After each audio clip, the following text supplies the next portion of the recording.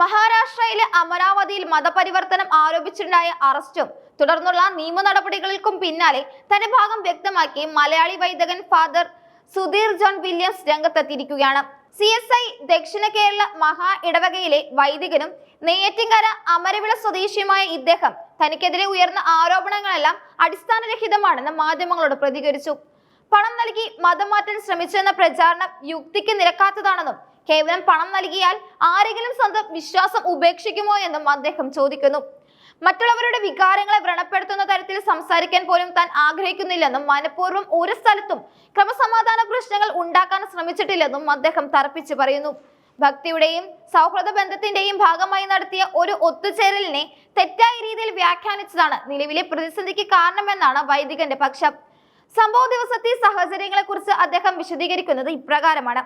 അതായത്, ഒരു സുഹൃത്തിന്റെ ജന്മദിന ആഘോഷത്തിൽ പങ്കെടുക്കുന്നതിനായാണ് അദ്ദേഹം അവിടെ എത്തിയത്.